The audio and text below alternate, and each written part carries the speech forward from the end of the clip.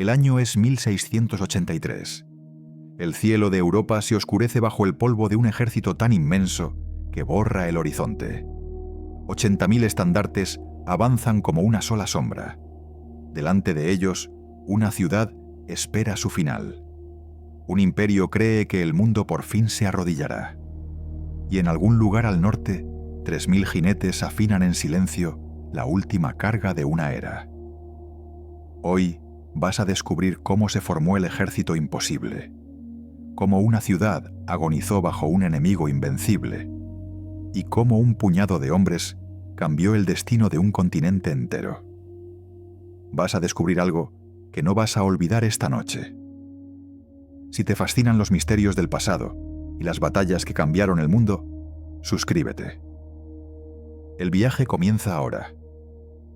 Durante mucho tiempo, la historia de Viena en 1683 se contó como un episodio ordenado.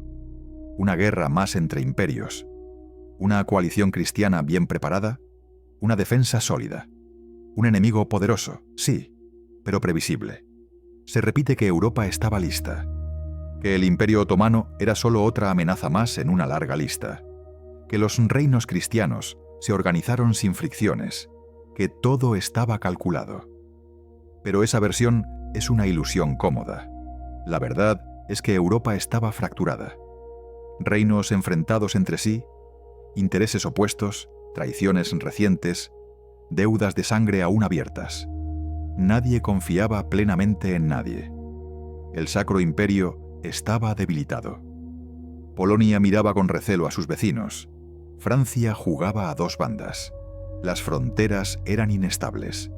La fe no bastaba para unir lo que el orgullo llevaba décadas separando. Y mientras ellos discutían, el Imperio Otomano avanzaba. No era una amenaza más. Era la mayor maquinaria militar de su tiempo. Había conquistado los Balcanes. Había humillado a reinos enteros. Había tomado Constantinopla, la joya del mundo cristiano oriental. Y ahora miraba directo a Viena, el corazón del centro de Europa. Viena no era solo una ciudad, era una llave, la puerta hacia Alemania, hacia Italia, hacia todo lo que quedaba al oeste. Y Viena estaba sola. Sus murallas eran fuertes, sí, pero sus defensores eran pocos, sus víveres limitados, sus aliados lejanos y divididos. La ciudad no esperaba una victoria, esperaba ganar tiempo. Nada más. Pero la realidad es infinitamente más brutal y mucho más importante que cualquier versión escolar. El ejército otomano apareció en el horizonte como una marea viva. 80.000 hombres, genízaros, caballería, artilleros, ingenieros, tropas de élite curtidas en decenas de campañas, miles de cañones, carros, tiendas, animales. Un campamento tan grande como una ciudad entera, levantado en cuestión de días. El suelo temblaba bajo su avance. Los bosques callaban. Los caminos se vaciaban. Todo lo que quedaba atrás era consumido. Pueblos enteros desaparecían sin dejar rastro. El mensaje era claro. Nada puede detenernos. Cuando los primeros cañones comenzaron a bombardear Viena, la ciudad comprendió que aquello no era un asedio común. Cada impacto abría heridas en las murallas que tardaban horas en ser reparadas. Cada noche era un infierno de fuego, gritos y escombros. Cada amanecer era una cuenta regresiva. Dentro de la ciudad, el hambre apareció pronto. El pan se racionó. El agua escaseaba. Las calles comenzaron a oler a enfermedad. Los heridos se acumulaban. No había suficiente espacio para enterrarlos. Las campanas ya no anunciaban misas, sino muertes. Las mujeres llevaban pólvora. Los niños corrían mensajes. Los ancianos apagaban incendios. Nadie estaba a salvo. Nadie estaba fuera de la guerra. La ciudad entera se convirtió en un solo organismo herido, resistiendo como podía. Fuera de las murallas, el campamento otomano vibraba de confianza. El gran visir Kara Mustafa observaba con certeza. Viena caería. Siempre caen. Era solo cuestión de días. Pero esto no era lo peor. Algo más estaba por venir. Mientras las murallas resistían a duras penas, en algún punto lejano del norte, un hombre comprendía que no había marcha atrás. El rey de Polonia, Juan III Sobieski, recibía noticias cada vez más desesperadas. Mensajes que hablaban de brechas abiertas, de defensores agotados, de una ciudad al borde del colapso. Sabía lo que significaba la caída de Viena. No sería solo una derrota ajena, sería el principio del fin para toda Europa central. Si Viena caía, ya no habría muralla natural que detuviera a los otomanos hasta el corazón del continente. Sobieski entendió que ese era el momento que separa a los reyes de las leyendas. Reunió a sus hombres, jinetes de élite, guerreros criados desde la infancia para luchar a caballo, los húsares alados, 3000 hombres envueltos en hierro, fe y tradición. Sus armaduras brillaban como espejos. Sus lanzas eran más largas que cualquier otra lanza en Europa. En sus espaldas, alas hechas de plumas y madera crujían con el viento, creando un sonido que helaba la sangre del enemigo. No eran solo un cuerpo militar, eran un símbolo. Cada uno de ellos sabía que aquella marcha no prometía gloria, sino muerte. Cruzaron ríos, atravesaron montañas, cabalgaron durante días sin descanso. El polvo cubría sus rostros, la lluvia empapaba sus mantos, sus caballos caían de agotamiento. Seguían adelante, no avanzaban por ambición, avanzaban porque si no lo hacían, todo acabaría ese mismo año. Mientras tanto, en Viena, la situación se volvía insostenible.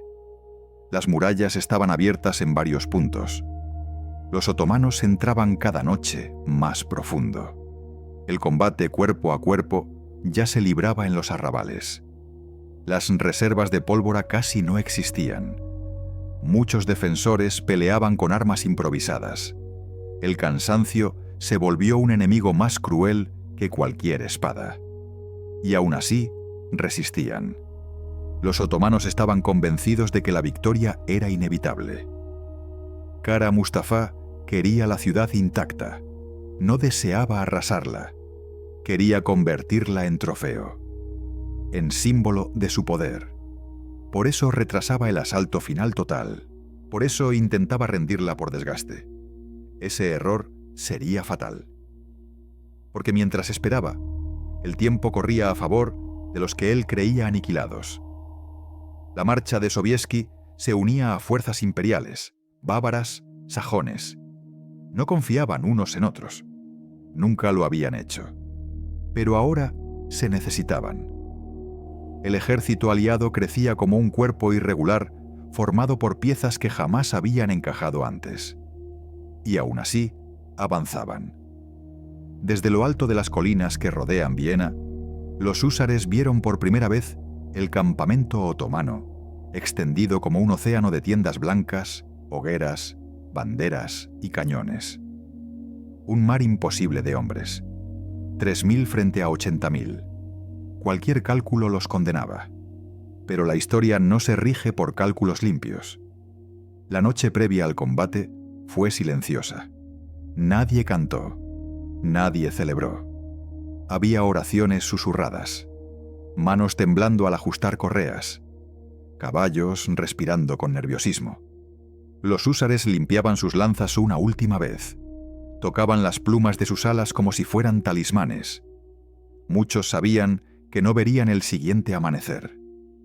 En Viena, los defensores, sin saberlo aún, estaban luchando su última noche de soledad. Cada golpe contra la muralla era un recordatorio de que el final estaba cerca. Nadie imaginaba que, más allá de las colinas, una marea distinta se preparaba para caer sobre los sitiadores. Al amanecer, el mundo contuvo el aliento. Desde las alturas, los aliados comenzaron a descender. Primero la infantería, luego la caballería ligera. El ruido crecía como un murmullo lejano. Los otomanos lo oyeron demasiado tarde. Creyeron al principio que era una escaramuza menor, un intento desesperado de distracción. Entonces apareció el verdadero trueno. 3000 húsares alados descendieron en formación cerrada. El suelo vibró bajo los cascos. El sonido de las alas golpeando el viento se convirtió en un rugido sobrenatural. No parecía una carga humana, parecía una avalancha viva. Las lanzas apuntaban al frente como un bosque en movimiento. El cielo se oscureció bajo el polvo. Los otomanos, por primera vez en semanas, sintieron miedo. La carga fue brutal, directa, imposible. Atravesó las primeras líneas como si fueran de humo. Hombres y caballos fueron arrojados por los aires. Las lanzas rompían escudos, atravesaban cuerpos, derribaban estandartes. La velocidad era tan alta que no había tiempo para reaccionar. La élite del Imperio Otomano se desmoronaba en segundos. Desde las murallas de Viena, los defensores vieron algo que creían imposible. El campamento enemigo, que durante semanas había sido una muralla de fuego, ahora se agitaba en caos. Gritos, unidades que retrocedían, órdenes contradictorias, un frente que se deshacía. El enemigo invencible estaba siendo empujado. Y aún así, lo peor y lo más decisivo todavía no había llegado. Porque en medio del caos, Sobieski dirigía la carga personalmente. Su estandarte avanzaba en el punto de choque más violento. No se escondía detrás de las filas. Marchaba al frente, como si supiera que su presencia inclinaría el destino. Y la inclinó. La línea otomana comenzó a romperse por dentro. No por falta de hombres, por colapso psicológico. Un ejército que había vivido semanas convencido de su victoria absoluta, veía ahora cómo una fuerza imposible lo atravesaba como un cuchillo. Contra toda lógica, contra toda matemática, la marea comenzó a retroceder. En ese instante, las puertas de Viena se abrieron. Los defensores, agotados, hambrientos, al borde de la muerte, salieron al combate con lo último que les quedaba. No lo hicieron como soldados disciplinados. Salieron como hombres que no tenían nada más que perder. El enemigo quedó atrapado entre dos fuegos. Y entonces ocurrió lo impensable. El campamento otomano, el gigantesco símbolo del poder imperial, empezó a desmoronarse en desorden. No en retirada ordenada, en fuga. La huida del gran visir fue vista por muchos. Kara Mustafa abandonó el campo cuando comprendió que la batalla estaba perdida. Su ejército, aún inmenso pero roto por dentro, ya no obedecía como antes. Viena se salvaba. Europa se salvaba en ese instante. Pero el precio aún estaba escrito con sangre. Cuando el polvo comenzó a asentarse, el campo entero era un mar de cuerpos. Caballos caídos junto a hombres, armaduras destrozadas, lanzones rotos, alas arrancadas y cubiertas de barro y sangre. Los húsares, cubiertos de heridas, parecían fantasmas salidos de una pesadilla. Muchos ya no se levantaban. Otros apenas podían sostener las riendas. Sobieski entró en Viena como una sombra hecha carne, cubierto de polvo, de sangre, de cansancio. No había celebración inmediata, solo lágrimas. Campanas que comenzaban a sonar sin ritmo preciso. Gente que caía de rodillas sin saber si reír o llorar. La ciudad estaba viva. La frase que quedaría para siempre en la memoria resonó como un eco antiguo en aquel momento. Vine, vi, Dios venció, porque no había otra forma de explicar lo que había ocurrido. La reflexión llegó después, con el paso de los días, cuando los cadáveres fueron enterrados, cuando el hambre comenzó a ceder, cuando el miedo se transformó en un temblor lejano. Europa había estado a un paso del abismo. No la salvó un imperio, no la salvó un número mayor, la salvó una carga imposible, 3000 contra 80.000. Porque la historia no siempre la escriben los que parecen más fuertes, sino los que deciden no retroceder cuando todo invita a desaparecer. El eco de la carga no se disipó con el polvo. Se quedó suspendido en el aire de Viena como un temblor invisible. Durante horas, nadie supo con certeza si aquello había sido una victoria definitiva o solo una tregua nacida del caos. Las murallas seguían abiertas en varios puntos.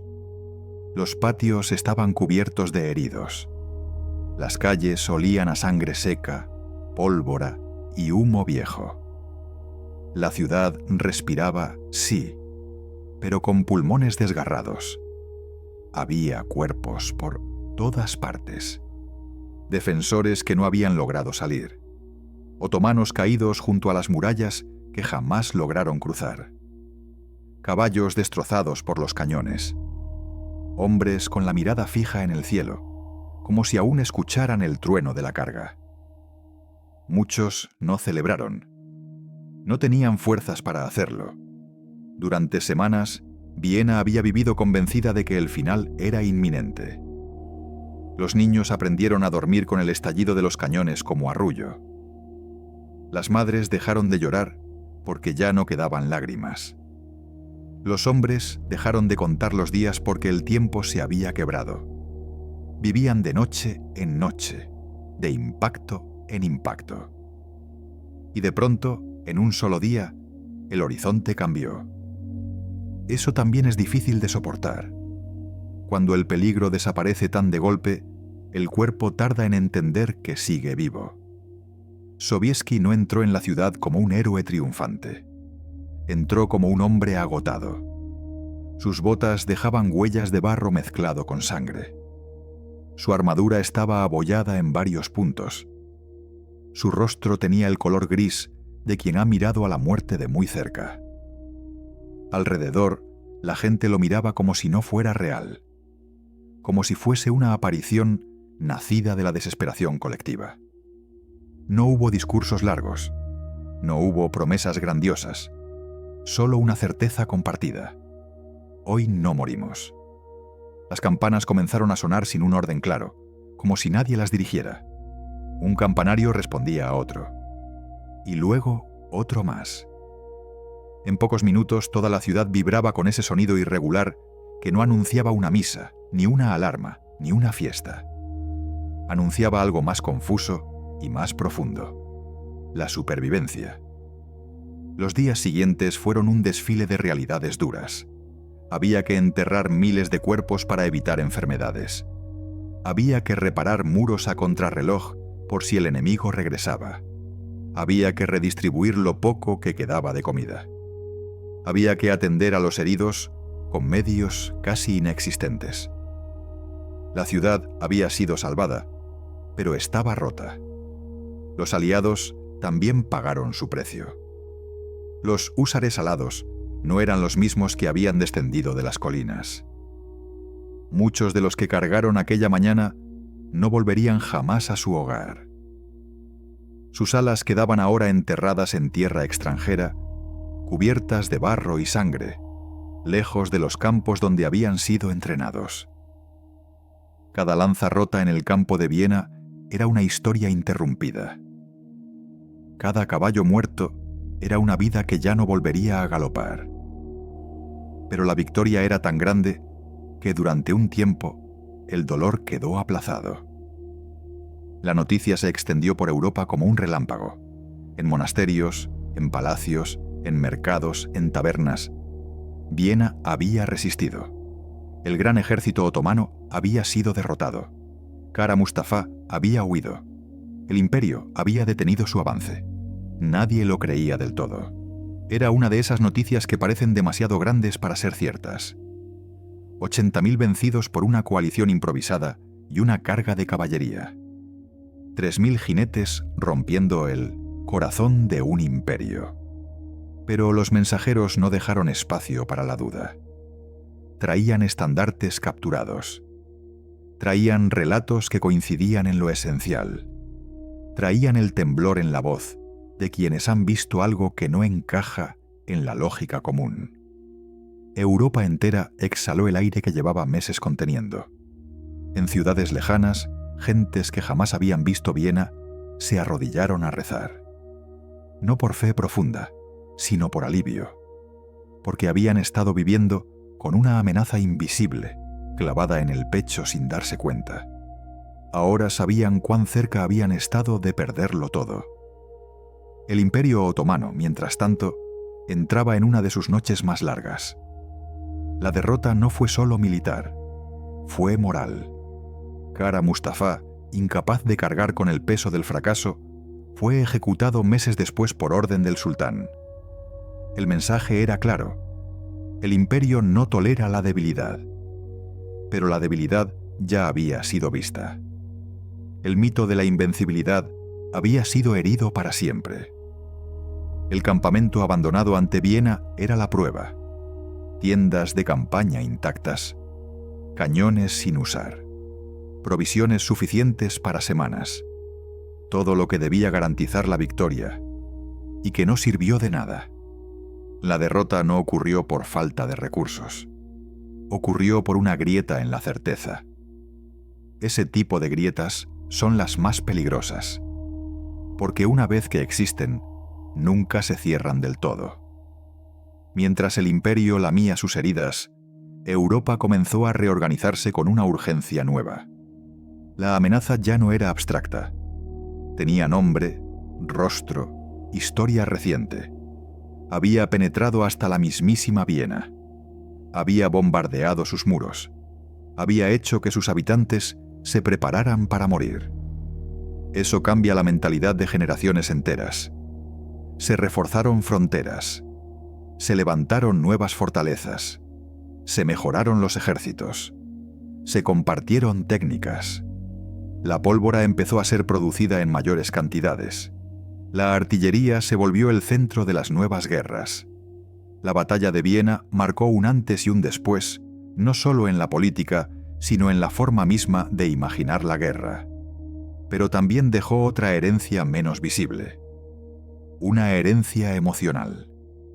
Durante mucho tiempo, muchos europeos vivieron con la sensación de haber sido salvados por un milagro irrepetible.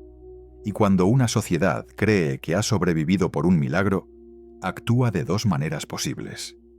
O se vuelve más humilde, o se vuelve más temeraria. Europa, como tantas veces, eligió una mezcla inquietante de ambas. La figura de Sobieski se elevó rápidamente al rango de leyenda viva. Rey, comandante, salvador. Su nombre fue escrito en cartas, en misas, en poemas improvisados. No por vanidad suya, sino porque la gente necesitaba encarnar aquel día en un rostro humano. Necesitaba un símbolo para procesar lo que había ocurrido. Pero Sobieski regresó a Polonia sabiendo algo que muchos no querían aceptar. Aquella victoria no había sido definitiva. Había sido un respiro. Nada más. El Imperio Otomano seguía siendo inmenso. Sus ejércitos seguían contando por decenas de miles. Sus recursos seguían fluyendo desde 3 continentes. Sus rutas comerciales seguían alimentando sus campañas. Una sola derrota no los destruiría. Y aún así, ese respiro sería suficiente para cambiar el ritmo del mundo. Durante los años siguientes, el imperio comenzó lo que pasaría a la historia como una larga retirada lenta desde Europa Central. No fue una huida inmediata, fue una erosión, una cadena de conflictos en la que, por primera vez en mucho tiempo, el bando europeo avanzaba con una confianza nueva. Buda cayó años después. Pest fue reconquistada. Las fronteras se movieron. Pero cada movimiento, cada avance, llevaba todavía la sombra de Viena detrás. Porque fue allí donde el gigante tropezó por primera vez. Y cuando un gigante tropieza, todos empiezan a creer que es posible derribarlo. Para los pueblos que habían vivido generaciones enteras bajo la presión otomana, Viena se convirtió en una referencia silenciosa. Algo lejano, casi mítico, que corría de boca en boca como una historia de esperanza. Una vez, fueron detenidos. Eso alimenta el coraje. Eso rompe el miedo heredado. La psicología de las guerras es tan importante como las armas. Y Viena quebró algo esencial en la mente de los hombres. Al mismo tiempo, dentro de la propia ciudad, la vida comenzaba a intentar recomponerse. Las casas destruidas se reconstruían lentamente. Las murallas eran reforzadas con técnicas nuevas. El sistema defensivo se rediseñaba como si ya se supiera, con certeza, que un día habría otro asedio. La gente regresaba a los mercados. Los niños volvían a correr por las calles. Las iglesias se llenaban de nuevo. Pero todo se hacía con una prudencia diferente, como si todos supieran, en lo más profundo, que aquel equilibrio era frágil. Porque quien ha visto caer tan de cerca la noche, ya no cree del todo en la permanencia de la luz. Muchos defensores no lograron adaptarse a la paz. Tras semanas de alerta constante, sus cuerpos ya no comprendían el descanso. Despertaban sobresaltados ante cualquier ruido. Imaginaban cañones donde solo había puertas cerrándose. Revivían la carga una y otra vez en sueños entrecortados. La guerra no termina cuando termina, se queda dentro. Los húsares supervivientes volvieron a sus tierras con una carga invisible sobre los hombros. Para algunos, aquella carga fue motivo de orgullo eterno. Para otros, una herida que jamás sanó. Muchos de ellos no volvieron a empuñar una lanza en combate. Otros lo harían hasta morir años después en nuevas guerras. Pero ninguno volvió a sentirse el mismo. Porque hay una diferencia irreparable entre el hombre que aún no ha visto la muerte de frente y el que ya cabalgó hacia ella sin saber si volvería. Mientras tanto, los cronistas comenzaron a escribir. Y con ellos, la historia empezó a transformarse. Los números se agrandaron. Las cargas se volvieron aún más épicas.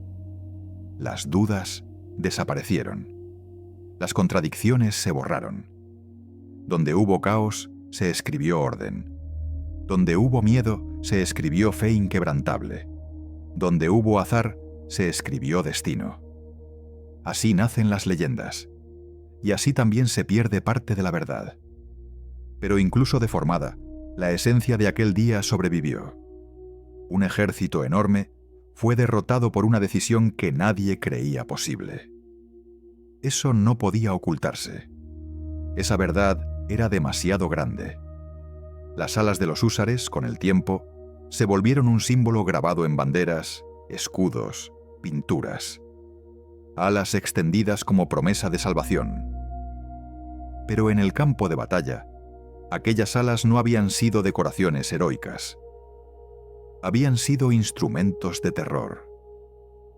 Su sonido, amplificado por la velocidad de la carga, había generado un efecto psicológico devastador en hombres que ya estaban tensos por semanas de falso triunfo. El terror también es un arma. Y Sobieski supo usarlo. Con el paso de los años, aquel sonido desapareció de los campos de batalla. La guerra siguió evolucionando. Las lanzas dejaron paso a los fusiles, las corazas a los uniformes, los caballos a los cañones de largo alcance. Pero el eco invisible de aquella carga siguió resonando en la memoria europea como un recordatorio de lo que ocurre cuando alguien decide romper el curso aparente de las cosas. Viena no solo fue salvada, fue transformada en símbolo de que incluso una marea aparentemente infinita puede fracturarse si se la golpea en el instante exacto. Eso no ocurre a menudo. Por eso se recuerda. Años después, nadie podía mirar el mapa del centro de Europa sin pensar en aquel punto donde todo casi cambió para siempre. Donde la frontera del mundo conocido tembló y volvió a afirmarse. Ese tipo de momentos no nacen del cálculo perfecto. Nacen del riesgo absoluto. Nacen cuando alguien apuesta todo, sabiendo que perderlo todo es una posibilidad real. 3000 hombres lo hicieron aquella mañana, y el mundo cambió de dirección. no abruptamente, no para siempre, pero lo suficiente. Y a veces ese es el único tipo de cambio posible en la historia. Con el paso de los meses, la batalla de Viena comenzó a adquirir una forma que ya no pertenecía del todo a los hombres que la habían vivido, sino a la memoria colectiva. Ya no era solo una sucesión de hechos, sino un relato que cada pueblo adaptaba a su manera. Para unos era un milagro, para otros una advertencia, para otros una revancha largamente esperada, y para muchos simplemente una prueba de que el mundo podía cambiar en una sola mañana. Pero bajo todas esas interpretaciones, había una verdad más silenciosa. La victoria había sido posible porque el Imperio Otomano cometió el pecado más peligroso de todos en la guerra: creer que ya había ganado. Durante semanas, los otomanos habían observado a Viena consumir sus últimas fuerzas. Veían el humo de los incendios, escuchaban los golpes desesperados contra las murallas, contemplaban cómo las brechas se abrían una y otra vez. Para ellos, la ciudad no era un enemigo, era un cadáver que aún no había terminado de caer. Eso los hizo bajar la guardia. No fortificaron su retaguardia como debían. No esperaban un ataque masivo desde las colinas. No creyeron que alguien se atreviera a cruzar medio continente para enfrentarles en aquel punto exacto. Y menos aún, que alguien se lanzara al ataque frontal contra un número tan desproporcionado. Aquella confianza fue su ruina, porque la guerra no castiga siempre al más débil. A veces castiga al más seguro. Mientras el ejército otomano se replegaba hacia el sudeste, dejando atrás provisiones, cañones y miles de muertos, Europa avanzaba con una mezcla de euforia contenida y temor profundo. Nadie sabía cuánto duraría aquel equilibrio frágil. Nadie se atrevía a pensar que el peligro había terminado. Pero todos, incluso los más prudentes, sentían que algo esencial había cambiado. La balanza ya no parecía inclinada de manera irreversible. El Imperio Otomano no había sido derrotado definitivamente, pero había sido detenido donde parecía imposible detenerlo. Y eso abrió la puerta a algo que llevaba generaciones dormido: iniciativa. Durante décadas, los reinos cristianos se habían acostumbrado a resistir, a retroceder, a negociar desde una posición de debilidad. Ahora, por primera vez en mucho tiempo, comenzaban a pensar en avanzar. La diferencia entre resistir y avanzar es una de las transformaciones más profundas que puede experimentar una civilización. Porque cuando se empieza a avanzar, ya no se lucha solo por sobrevivir. Se lucha por cambiar el mapa. Sobieski lo comprendía mejor que nadie. Sabía que Viena no era el final de la historia, sino apenas el comienzo de una etapa nueva. Regresó a su reino sin discursos grandilocuentes, sin proclamarse elegido por el destino. Regresó como un hombre que había visto lo que ocurre cuando el tiempo se acumula demasiado en un solo lugar. Había salvado una ciudad. Pero ahora venía la tarea mucho más grande: salvar el futuro. Los años posteriores verían una cadena de campañas que empujarían lentamente al Imperio Otomano hacia el este. Liga tras liga, batalla tras batalla, avance tras avance. Pero ninguno de esos movimientos habría sido posible sin aquella primera grieta abierta en Viena. Porque una vez que el miedo cambia de bando, el curso de la guerra se transforma por completo.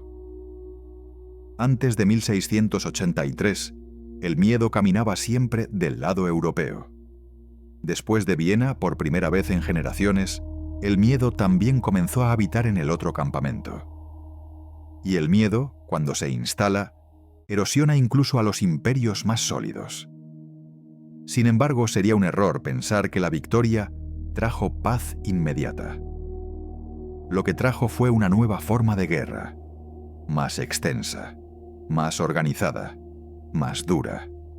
La ofensiva contra el Imperio Otomano duraría años, costaría decenas de miles de vidas, arrasaría ciudades, campos, generaciones enteras, porque el mundo no cambia sin cobrar su precio. Los húsares alados, convertidos ya en leyenda viva, siguieron siendo temidos durante décadas. Su sola presencia en el campo de batalla tenía un efecto psicológico demoledor.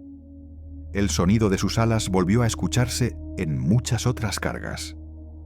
No todas tan decisivas, no todas tan recordadas, pero siempre envueltas en esa aura nacida en Viena. Y aún así, con el avance de la pólvora y las armas de fuego, la era de la caballería comenzaba lentamente a apagarse. Viena fue, en muchos sentidos, el último gran canto de una forma de guerra que estaba a punto de desaparecer. Después de eso, los cañones y los fusiles tomarían el protagonismo absoluto. Las cargas de caballería seguirían existiendo, pero ya no definirían el destino de los imperios por sí solas. El mundo entraba en una edad donde la distancia mataba más que la fuerza del brazo. Por eso, la carga de los húsares tiene algo de despedida. Un último gesto antiguo en un mundo que ya estaba cambiando. Mientras tanto, en la vida cotidiana de Viena, la herida tardaba en cerrar. Muchos barrios quedaron despoblados durante años. Familias enteras habían desaparecido. Oficios completos quedaron sin maestros. Calles enteras parecían fantasmas de lo que habían sido. La ciudad tardó décadas en volver a parecerse a sí misma. La reconstrucción fue lenta, paciente, a veces desesperante, pero la gente regresaba, poco a poco, con cautela, con miedo, con la certeza de que ningún muro es eterno, pero también con la experiencia profunda de haber resistido lo imposible. Los niños nacidos después del asedio crecieron escuchando historias deformadas por el tiempo. Algunos imaginaban a los húsares casi como criaturas mitológicas, con alas reales, descendiendo del cielo como ángeles armados. Otros hablaban de un día en que el sol se oscureció bajo el polvo de los ejércitos. Otros contaban que el suelo tembló, como si el propio mundo se partiera en dos. La verdad se mezcló con la fábula. Pero eso no le quitó fuerza. Al contrario, le dio un lugar eterno. Porque las historias que nacen del miedo y de la esperanza no necesitan ser exactas para ser verdaderas. Son verdaderas en lo que despiertan, en lo que inspiran, en la forma en que se instalan en la memoria colectiva, como un faro. Desde ese punto, Viena dejó de ser solo una ciudad importante del centro de Europa. Pasó a ser un símbolo, el lugar donde el avance parecía imparable, y aún así fue detenido. Ese nombre comenzó a pronunciarse con respeto en todas las cortes, con tensión en las fronteras, con resentimiento en Estambul, con alivio en Roma, con orgullo en Cracovia. Una sola palabra cargada de significados distintos: Viena. Para muchos pueblos representó el límite que no debía volver a ser cruzado. Pero incluso los símbolos envejecen. Años más tarde, cuando las fronteras volvieron a moverse y nuevas guerras estallaron, algunos empezaron a pensar que aquel asedio había sido solo una batalla más entre tantas, que la historia exageraba, que los mitos agrandan lo que es cotidiano. Pero cada vez que Europa volvió a sentir temblar su suelo, bajo ejércitos masivos, la memoria de Viena regresó, como una advertencia, como una pregunta inquietante. Si una vez fue posible detener lo imposible, ¿por qué no podría volver a serlo?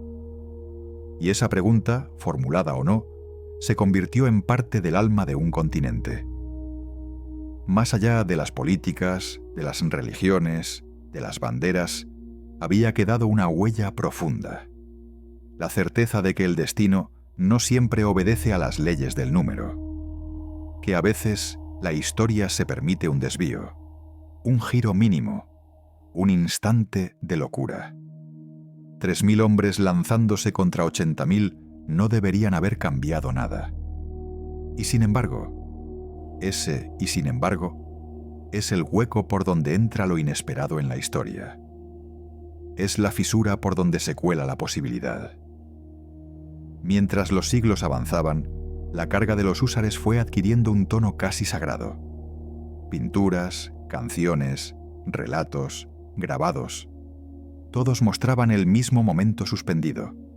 Caballos en el aire, lanzas en ristre, alas abiertas, enemigos cayendo como hojas ante una tormenta.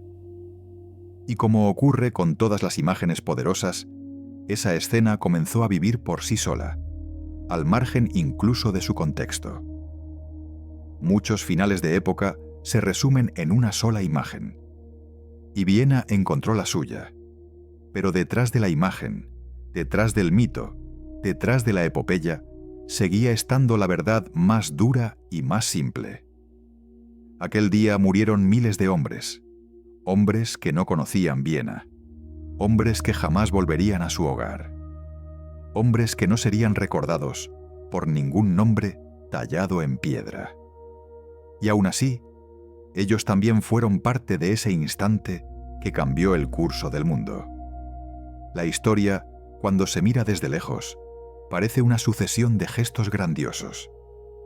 Pero cuando te acercas, ves que está hecha de vidas pequeñas que se apagan una a una. Por eso, la victoria de Viena es tan luminosa y tan oscura al mismo tiempo. Brilla por lo que evitó, sombras por lo que costó. Con el paso de las generaciones, algunos olvidaron el miedo original. Otros heredaron solo el orgullo. Y como suele ocurrir, el orgullo sin el recuerdo del miedo pueden ser una combinación peligrosa. Creer que una vez se venció a lo imposible no garantiza que siempre se vuelva a vencer. Pero esa es la trampa de los grandes relatos. Nos dan fuerza, pero también nos hacen olvidar lo cerca que todo estuvo de fracasar. Porque la carga de los húsares estuvo a un hilo de no llegar a tiempo. Un retraso, una tormenta, un error de cálculo, una emboscada en las montañas. Y Viena habría caído antes de que nadie pudiera socorrerla. El margen de diferencia entre el mundo que conocemos y uno completamente distinto fue de horas, quizá de minutos, y eso es lo más perturbador de todo, lo poco que hace falta para que todo cambie. La civilización puede depender de un solo amanecer, de una sola decisión, de una sola carga. Por eso, cuando miramos hoy hacia atrás, hacia aquel septiembre de 1683, lo hacemos con una mezcla de asombro y vértigo. No solo por la hazaña militar, sino por la consciencia de cuán frágiles son las líneas que sostienen todo lo que damos por hecho. Nada está garantizado. Nada es definitivo. Todo puede romperse o salvarse en un instante. Y eso, más allá de imperios, banderas o religiones, es la lección más profunda que dejó la carga que salvó a Europa. A medida que los años avanzaron, la sombra de Viena comenzó a proyectarse sobre todo el continente como una referencia inevitable. No pasaba una década sin que algún rey, algún general, algún estratega evocara aquel día como ejemplo o como advertencia. Viena dejó de ser únicamente un lugar. Se convirtió en una medida del tiempo, un antes y un después. Antes de Viena, el Imperio Otomano parecía una marea que avanzaba sin freno. Después de Viena, el mundo descubrió que esa marea también podía retroceder. Pero los retrocesos, incluso los más decisivos, no significan descanso para nadie. Significan, más bien, que el equilibrio ha cambiado y que ahora todos deben volver a moverse. Europa entró en una etapa de guerras encadenadas, conflictos que ya no eran defensivos, sino ofensivos. El miedo que antes obligaba a resistir ahora impulsaba a avanzar. Se formaron nuevas ligas, se firmaron alianzas que años atrás habrían sido impensables. Viejos enemigos se sentaron en la misma mesa impulsados por un mismo temor común. No era una unidad nacida del amor, era una unidad nacida del recuerdo, el recuerdo de lo cerca que todo había estado de terminar. Y el Imperio Otomano, aunque seguía siendo colosal, ya no era el mismo. La derrota ante Viena abrió grietas internas que tardarían décadas en cerrarse, si es que alguna vez se cerraron del todo. La muerte de Kara Mustafa no fue solo un castigo personal. Fue un aviso brutal a todos los comandantes. El imperio no perdona el fracaso, pero el miedo dentro de un ejército no siempre genera fortaleza. A veces genera rigidez, duda, desconfianza, exceso de control. Y esas cosas, en la guerra, pueden ser tan letales como una espada. Los años siguientes estuvieron marcados por batallas constantes a lo largo de las fronteras. Unas se ganaban, otras se perdían, pero la dirección general comenzaba lentamente a inclinarse. El avance otomano ya no era una flecha directa hacia el oeste. Se había convertido en una línea irregular, zigzagueante, forzada a detenerse, a reagruparse, a retroceder en ciertos puntos. El imperio que había sido sinónimo de expansión ininterrumpida, ahora conocía el estancamiento. Y el estancamiento es un enemigo silencioso. Mientras tanto, la figura de los húsares alados se fijaba cada vez más en el imaginario europeo como la representación última del choque entre dos épocas. No eran solo guerreros, eran el eco de una tradición que estaba a punto de extinguirse. Caballería pesada, lanzándose a una muerte casi segura contra una muralla de hombres y fuego. En Viena, aquel gesto había funcionado, pero el mundo que venía ya no sería tan indulgente. La pólvora seguía perfeccionándose. Los fusiles se volvían más precisos, los cañones más rápidos, las formaciones más disciplinadas. El campo de batalla se transformaba en un lugar donde la distancia importaba más que el coraje individual, donde una bala anónima podía acabar con un hombre tan fácilmente como con otro.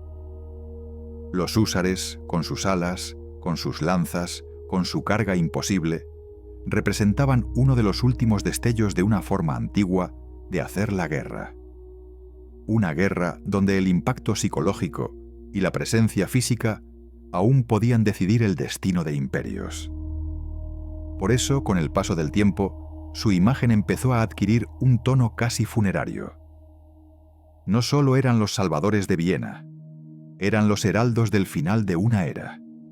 En las tierras de Polonia, de Hungría, de Austria, los viejos contaban a los jóvenes que una vez hubo hombres que cargaban con alas en la espalda. Y los jóvenes escuchaban como si oyeran hablar de criaturas mitológicas. Porque el mundo que ellos conocían ya no parecía tener lugar para ese tipo de gestos. Pero el recuerdo permanecía. Porque aunque la técnica cambie, el miedo sigue siendo el mismo, y también la esperanza. En Viena la vida siguió. Los comerciantes regresaron lentamente, los talleres abrieron de nuevo, los ríos volvieron a llenarse de barcos, las campanas encontraron ritmos más regulares. La ciudad aprendió a respirar otra vez, aunque nunca volvió a hacerlo con despreocupación. Cada piedra reparada recordaba una piedra caída. Cada muralla reforzada recordaba una brecha abierta. Cada celebración recordaba cuán cerca habían estado de no existir. Con el paso de los años, muchos de los supervivientes fueron desapareciendo. Las generaciones que habían vivido el asedio se volvieron ancianos. Y los ancianos, cuando se van, se llevan consigo una parte irreemplazable de la memoria vivida. Lo que queda después son relatos incompletos, relatos exagerados, relatos suavizados, relatos que intentan ordenar lo que fue caos. Así funcionan las civilizaciones. Necesitan transformar el dolor en historia para poder seguir. Pero incluso transformado, incluso dulcificado por el tiempo, el núcleo de aquel día seguía intacto. El mundo estuvo a horas de romperse. Y no se rompió. Esa pequeña diferencia es la grieta por donde se cuela la pregunta más inquietante de todas. ¿Qué habría pasado si los húsares no llegaban? La mente humana no soporta bien esas preguntas, porque no tienen respuesta, y sin embargo, lo contaminan todo. Si Viena hubiera caído, la Europa que conocemos no existiría. Ni sus fronteras, ni sus lenguas, ni muchas de sus culturas. El mapa político del continente sería otro. Tal vez el mundo entero sería otro. Una sola ciudad. Un solo amanecer. Un solo error de cálculo por parte de un visir convencido de que la victoria ya estaba asegurada. Y todo habría cambiado. Esa fragilidad es difícil de aceptar. Preferimos pensar que la historia es sólida, que se apoya en fuerzas inevitables, en dinámicas imparables. Nos tranquiliza creer que no dependemos tanto del azar. Pero Viena nos recuerda lo contrario. Nos recuerda que, a veces, la historia pende de un hilo tan delgado que resulta casi absurdo. La gente común rara vez piensa en esas cosas. Vive su día a día sin sospechar cuántas decisiones, cuántos sacrificios, cuántas muertes anónimas fueron necesarias para que ese día pudiera existir. Solo cuando la guerra llama a la puerta es cuando entendemos lo frágil que es lo que dábamos por garantizado. Viena lo entendió en 1683, y esa comprensión quedó grabada en su forma de existir. Los siglos pasaron. El Imperio Otomano se transformó, se contrajo, se fragmentó. Europa también se transformó una y otra vez. Nuevas potencias surgieron, otras desaparecieron. La revolución industrial cambió la forma de producir, de combatir, de vivir. El mundo entró en una velocidad desconocida. Pero incluso en medio de transformaciones tan profundas, el relato de la carga de los húsares seguía ahí, como una nota antigua que se niega a apagarse del todo. Tal vez porque encarna algo que ningún avance tecnológico ha logrado borrar. La idea de que, incluso cuando todo parece perdido, aún existe el acto final de resistencia. Ese acto no garantiza la victoria, pero garantiza algo más. Dignidad. Y la dignidad, aunque no siempre cambia el resultado de una guerra, sí cambia el sentido de una civilización. Por eso, la carga de los húsares no es solo una historia de victoria militar. Es una historia de decisión, de salto al vacío, de hombres que aceptaron la posibilidad real de no volver jamás. Y aún así, cabalgaron. Ese gesto, repetido en miles de contextos distintos a lo largo de la historia, es lo que ha permitido que muchas sociedades crucen sus propias noches. Pero no siempre ha habido un Sobieski. No siempre ha habido un regimiento dispuesto a cargar. No siempre ha habido un enemigo confiado que cometa un error. Por eso Viena es tan excepcional, porque en ella todos esos factores coincidieron en un mismo punto. Un error, un coraje, un instante. Y la historia se deslizó por una senda distinta. Con el paso del tiempo, muchos historiadores intentaron atribuir la victoria a un solo elemento: la táctica, el terreno, el clima, la coordinación entre aliados, el tamaño de la carga, el factor sorpresa. Todos tenían razón en parte. Todos estaban incompletos a la vez, porque lo que ocurrió en Viena no puede reducirse a una sola causa. Fue una suma caótica de factores que, alineados por un momento, produjeron un resultado imposible. Y eso es precisamente lo que vuelve tan inquietantes a ciertos episodios de la historia. Que no podemos repetirlos a voluntad. Que no podemos garantizarlos. Que no podemos planificarlos con certeza. Solo podemos atravesarlos cuando ocurren y pagar su precio. Porque incluso las victorias más bellas son siempre tragedias para alguien. Mientras Europa avanzaba hacia un nuevo equilibrio, las tumbas de los caídos se multiplicaban en silencio a lo largo de las fronteras. Nadie levanta estatuas para la mayoría. Nadie recuerda los nombres de casi ninguno. La historia conserva apenas una fracción microscópica de quienes realmente la hicieron posible. Los demás quedan enterrados en el olvido. Y aún así, sin esos olvidados, ningún Sobieski habría sido suficiente. Sin los soldados anónimos que sostuvieron la línea. Sin los que cayeron bajo los cascos. Sin los que aguantaron el asedio dentro de Viena sin saber si el rescate llegaría. Nada de lo que hoy contamos existiría. Eso también es parte del legado de Viena. Recordarnos que la historia no está hecha solo de nombres grandes. Está hecha, sobre todo, de multitudes silenciosas. La civilización avanza sobre espaldas que casi nunca se mencionan. Las últimas décadas del siglo XVII fueron testigo de la lenta consolidación de una idea que había nacido aquella mañana de septiembre. El Imperio Otomano ya no era imparable. Podía ser vencido, sí, pero con esfuerzo inmenso, con costo brutal, con unidad forzada y con mucho tiempo. Porque los imperios no se derrumban con una sola derrota. Se desgastan, se agrietan, se vacían por dentro, hasta que un día ya no sostienen su propio peso.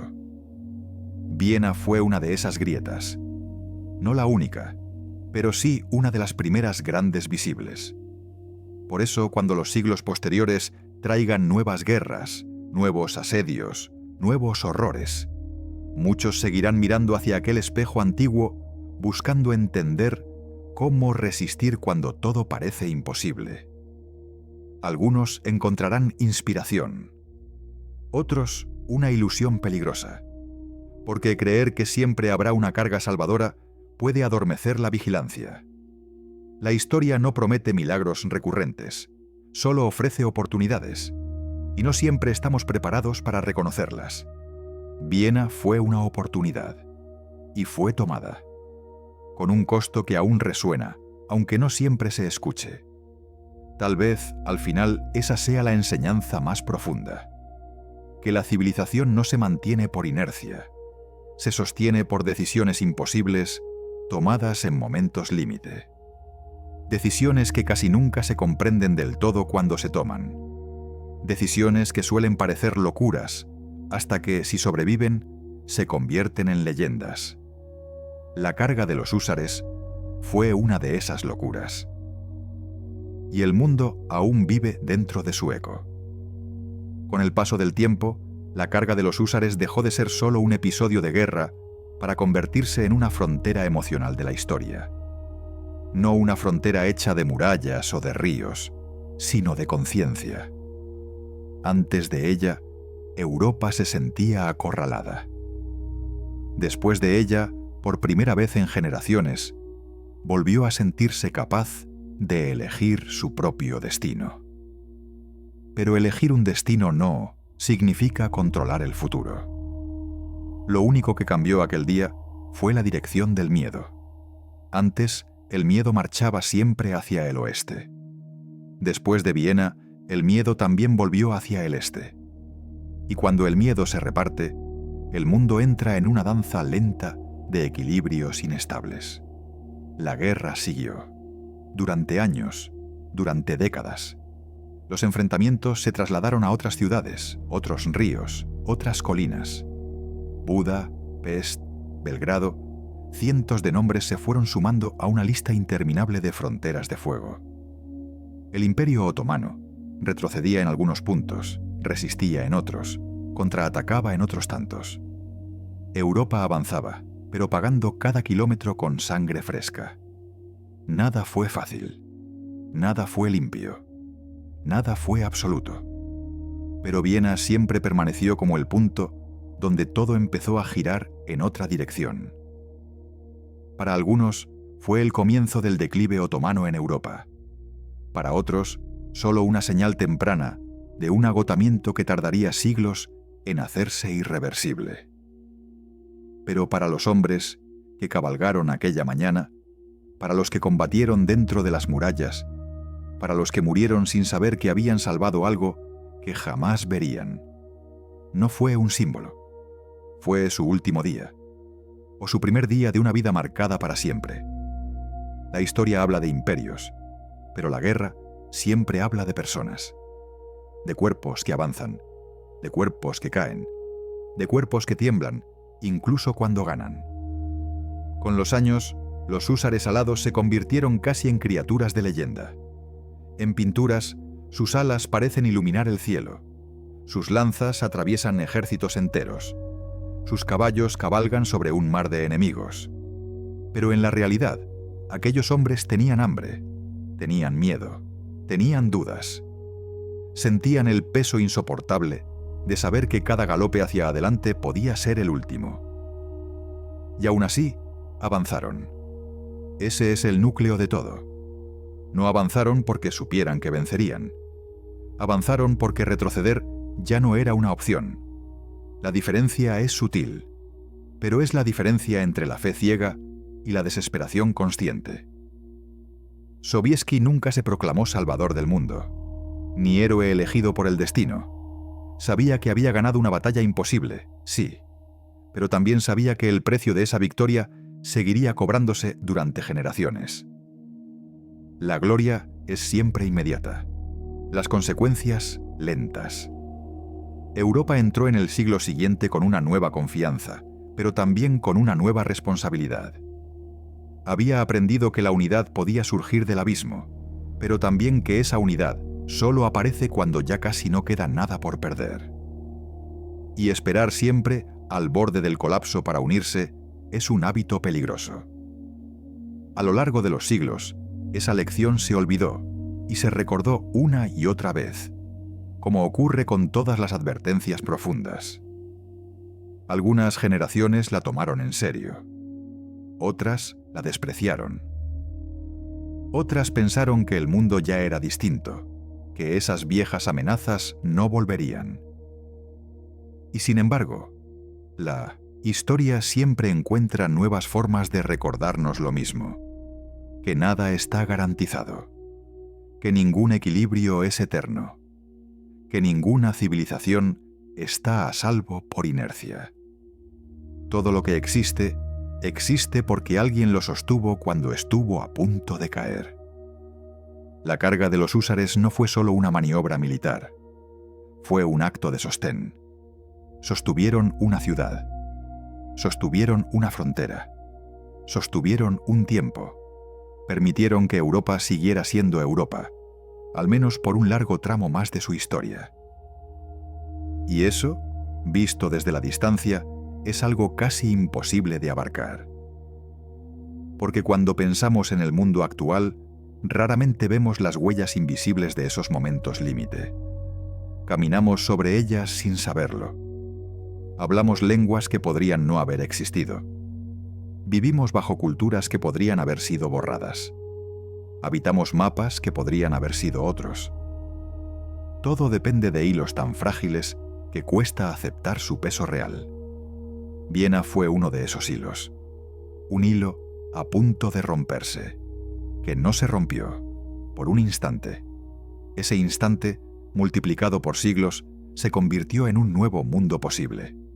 Por eso esta historia no es solo la historia de una batalla. Es la historia de cómo los destinos colectivos pueden pender de decisiones tomadas en segundos. De cómo el valor no siempre cambia el curso de la historia, pero cuando lo hace, lo cambia para millones de personas que jamás sabrán quién arriesgó todo por ellos. Los siglos siguientes traerían nuevas guerras, nuevas conquistas, nuevas derrotas. Europa misma se desgarraría de formas aún más violentas que las conocidas en el mundo medieval. Imperios caerían con una brutalidad que haría pequeño incluso el terror de los viejos asedios. El siglo XX, por ejemplo, demostraría que la destrucción puede alcanzar niveles que las mentes del XVII jamás habrían podido imaginar. Y aún así, incluso en medio de esos horrores modernos, el eco de Viena seguiría evocando una verdad antigua. que incluso cuando la amenaza parece absoluta, incluso cuando el número parece invencible, incluso cuando la lógica dicta que todo está perdido, aún existe un último espacio para la decisión humana. A veces esa decisión fracasa, a veces triunfa, pero siempre define algo. La ciudad liberada aquella tarde de septiembre no era todavía consciente de lo que representaba. Solo sabía que seguía en pie, que la noche había llegado sin el estruendo de los cañones, que el horizonte ya no estaba cubierto por estandartes enemigos, que los niños habían vuelto a dormir sin sobresaltos por primera vez en semanas. La gente lloraba en las calles, sí, pero no solo de alegría. Lloraban también por los ausentes, por los que no verían el nuevo amanecer, por los que habían quedado tendidos entre murallas y tiendas quemadas. No hay victoria que no esté hecha de pérdidas. Y quienes realmente ganan una guerra lo saben mejor que nadie. Sobieski entró en Viena como un fantasma cubierto de polvo y sangre, no como un emperador triunfante, sino como un hombre que había entregado todo lo que tenía en una sola mañana. Su figura se confundía entre soldados heridos, civiles exhaustos, animales agonizantes. Nada era puro, nada era limpio, nada era perfecto, solo era real. Y eso es lo que vuelve tan poderosa a esta historia. No su épica perfecta, sino su humanidad desgarrada. La frase que quedaría grabada para siempre, vine, vi, Dios venció, no resume una soberbia, sino una incredulidad profunda. La incredulidad de quien sabe que lo ocurrido no encaja en los cálculos humanos, porque ningún cálculo daba 3.000 contra 80.000. Ningún mapa lo habría aprobado. Ningún consejo de guerra lo habría recomendado. Y aún así ocurrió. Por eso esta carga no es solo un hecho militar. Es una grieta en la lógica de la historia. Una grieta por donde se cuela lo imprevisible, lo inexplicable, lo que no debería pasar. Y pasa. La reflexión final, siglos después, no debería ser de gloria ciega. Debería ser de humildad. Porque si algo nos enseña la carga de los húsares, es que la civilización existe siempre al borde de su propia desaparición. Que no necesita siglos para desmoronarse. A veces solo necesita un verano mal defendido. Y que, del mismo modo, a veces solo necesita un acto imposible para sobrevivir un poco más. La fragilidad humana es inmensa, pero también lo es su capacidad de sacrificio. Y entre esas dos fuerzas opuestas se escribe toda la historia del mundo. No entre el bien y el mal, no entre imperios, sino entre el miedo y la decisión. Ese día, en las colinas de Viena, el miedo era absoluto. Y aún así alguien decidió avanzar. 3.000 jinetes alados bajaron como una tormenta. 80.000 retrocedieron como una marea rota. Una ciudad fue liberada. Un continente respiró. No por números, no por suerte, sino por el valor de unos pocos hombres que se negaron a aceptar que la oscuridad era invencible. Y en ese instante, suspendido entre el polvo, la sangre y el ruido de los cascos, el mundo cambió de dirección sin saberlo. El tiempo siguió su marcha, como siempre lo hace, indiferente a la sangre que había sido derramada sobre la hierba de aquellas colinas. El viento volvió a recorrer los mismos campos donde los cascos habían tronado como un trueno. La lluvia cayó sobre la tierra removida por la batalla, borrando poco a poco las huellas visibles del combate. La naturaleza, como tantas veces, comenzó a cubrirlo todo. Pero hay huellas que no desaparecen con la lluvia. Hay huellas que se quedan en la memoria de los pueblos, en la forma de mirar al horizonte, en la desconfianza hacia el silencio, en la manera de preparar las defensas, en la forma de educar a los hijos.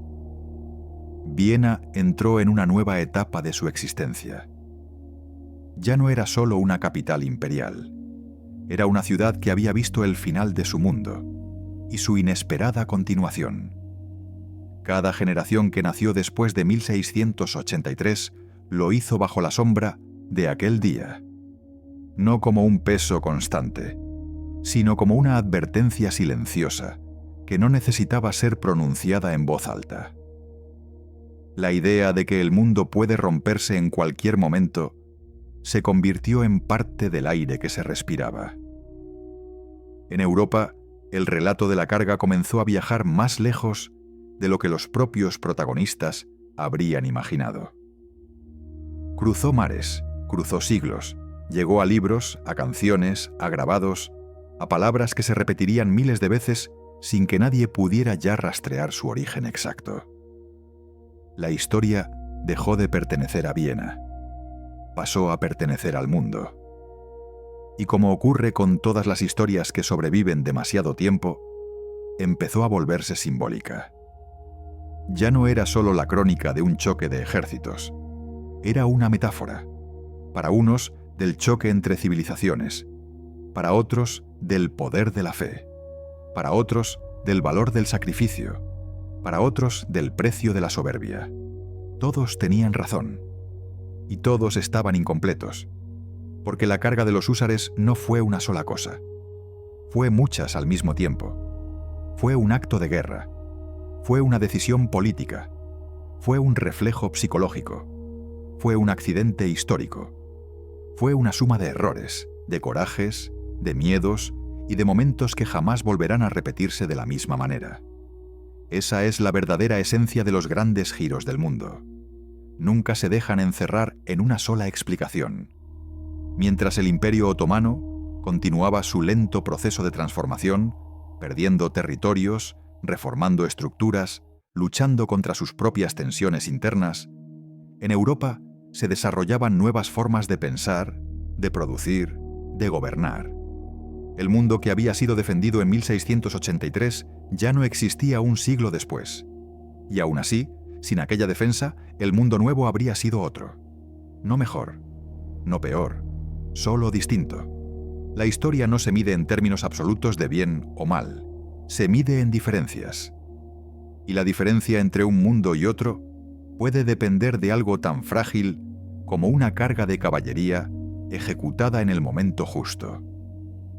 Eso es lo que incomoda de verdad cuando se mira de frente este episodio. Que el destino de millones de personas puede depender de segundos, de decisiones que no admiten ensayo previo, de apuestas totales. Mientras tanto, los descendientes de aquellos húsares crecieron escuchando historias de una gloria que ya no les pertenecía. Algunos intentaron imitarla.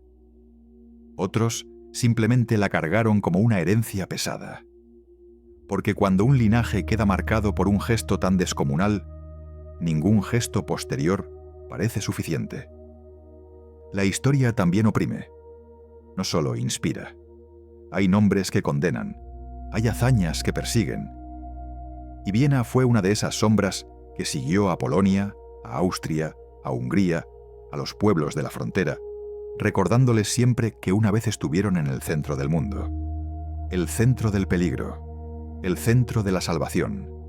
A veces ambos son el mismo lugar. Con el paso de los siglos, cuando los mapas cambiaron una y otra vez, cuando los imperios que se enfrentaron en 1683 ya no existían como tales, la batalla seguía siendo estudiada en academias militares como un ejemplo de ruptura del equilibrio. Un ejemplo de cómo el factor sorpresa, el terreno, el desgaste del enemigo y la decisión extrema pueden combinarse para alterar un resultado que parecía escrito. Pero ningún manual puede enseñar lo que se siente al cargar contra una marea de hombres, sabiendo que las probabilidades de volver son mínimas. Eso no se aprende en libros. Eso solo se vive. Y quienes lo vivieron aquel día no dejaron tratados. Dejaron silencio. Silencio en las tumbas. Silencio en los campos. Silencio en las noches de quienes sobrevivieron.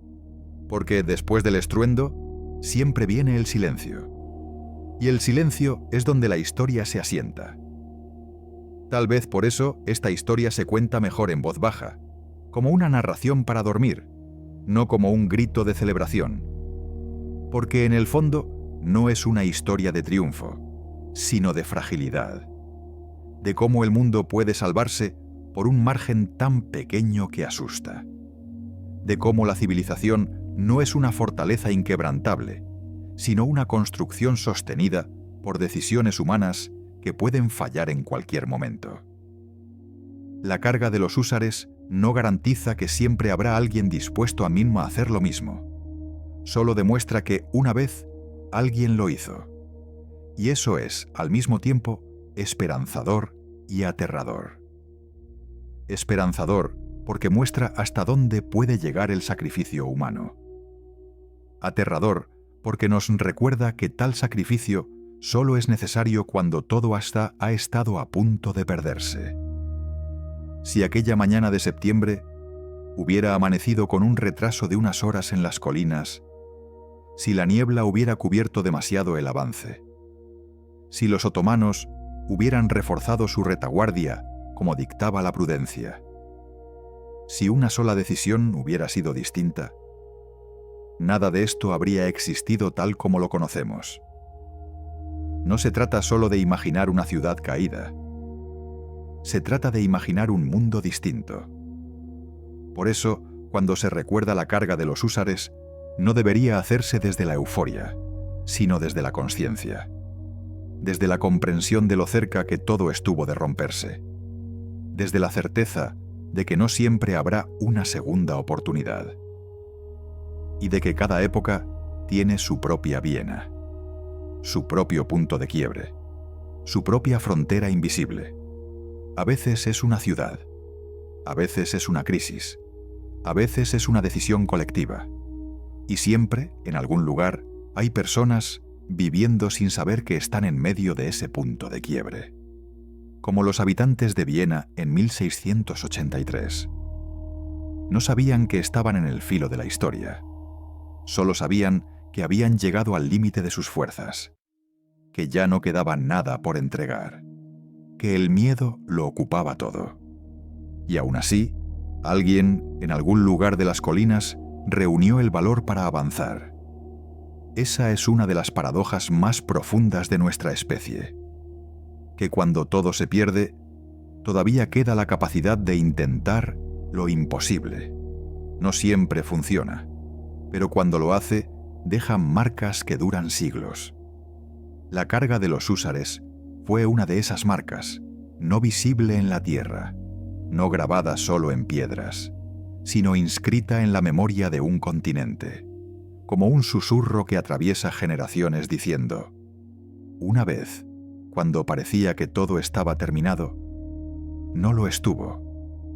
Y ese susurro, aún hoy, sigue viajando.